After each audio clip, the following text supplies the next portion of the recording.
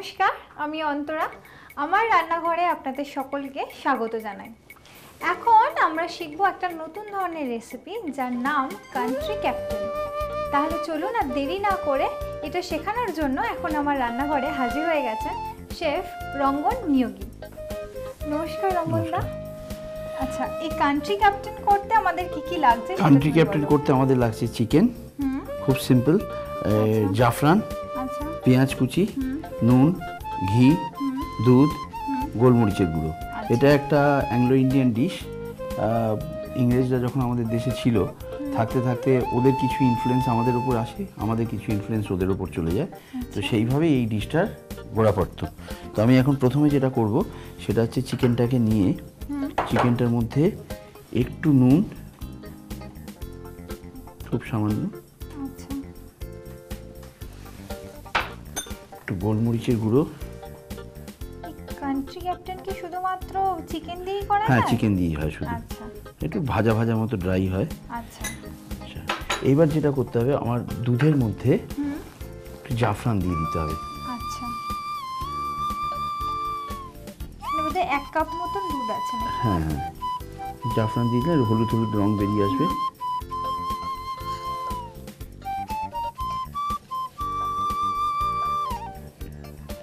এবার এই জাফরানটাকে, দুধটাকে ভালো করে নেড়ে নিতে হবে। জাফরান গুলে গেছে, এবার জাফরান দেওয়া এই দুধটাকে দিয়ে চিকেনটাকে মাখতে হবে, ম্যারিনেট করতে হবে। ম্যারিনেট করে রেখে দেবো 1 ঘন্টা মোটামুটি ম্যারিনেশন লাগে। আচ্ছা, তো থাক এটা ম্যারিনেট করা। আচ্ছা, এবার আমাদের যেটা করতে হবে সেটা হচ্ছে পেঁয়াজটাকে ভেজে ফেলতে হবে। ঘি দিয়ে ভাজছো? এটা ঘি দিয়েই রান্না হয়। আচ্ছা, এটা ঘিটা দিয়ে দেবো। মানে তেল ব্যবহার করা যাবে না? তেল ব্যবহার না করলেই ভালো, আচ্ছা, ঘি দিয়ে করাই ভালো। ঘি ছাড়া এর ফ্লেভার হবে না, টেস্ট হবে না। এখানে তুমি কতটা ঘি ব্যবহার করছো? মোটামুটি এখানে 200 গ্রাম মতো ঘি আছে। আচ্ছা, এই ঘিতে আমরা পেঁয়াজ কুচিটা ভেজে ফেলবো ব্রাউন করে। ঘিটা গরম হোক। তেলটা মোটামুটি গরম হয়ে এসছে, এবার আমাদের পেঁয়াজগুলো ভেজে নিতে হবে।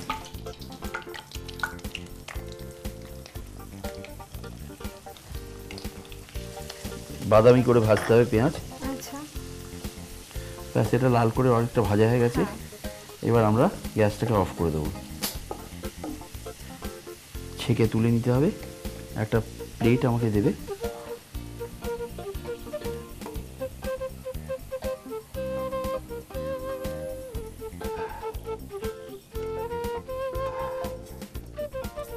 পেঁয়াজটা রেখে দাও।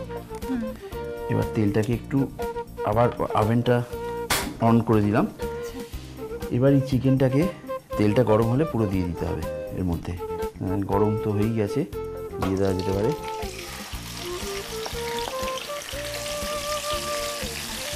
বাদবাকি ঘিটার মধ্যে হ্যাঁ, এটা বাদামি করে ভাজতে হবে। ম্যারিনেট করে রাখা এটাকে চিকেনটা ভাজতে দিয়ে হবে। দিলে? হ্যাঁ হ্যাঁ, এবার আমরা এটা চাপা দিয়ে দেবো একটু। আচ্ছা, হতে থাক, যতক্ষণ এটা ভাজা হবে আচ্ছা, ততক্ষণে আস্তে আস্তে হয়ে যাবে। চলো দেখা যাক এবার চিকেনটা কি অবস্থা। তো হয়ে গেছে, খুব সুন্দর। ভালোই ভাজা হয়ে গেছে। হ্যাঁ, এবার গ্যাসটা বন্ধ করে দেবো। আচ্ছা, একটা সার্ভিং বোল দাও।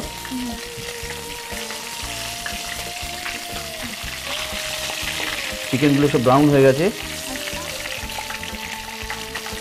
চেষ্টা করে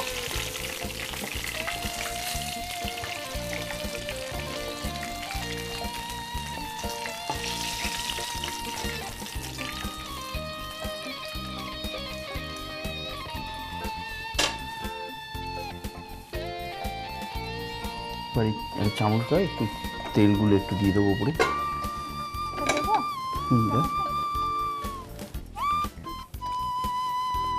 চিকেনের উপর দিয়ে তুমি এই ঘিটা তেলটা, ঢেলে দিচ্ছ? ঘিটা ঢেলে দেবো। এটা দিয়ে সাদা ভাত দিয়ে মেখে খাওয়া যাবে। আচ্ছা, তো পেঁয়াজ কুচিগুলো এর উপর ছড়িয়ে দেবো, ভাজা পেঁয়াজগুলো। খুবই কম সময়ের একটা রান্না, চটজলদি।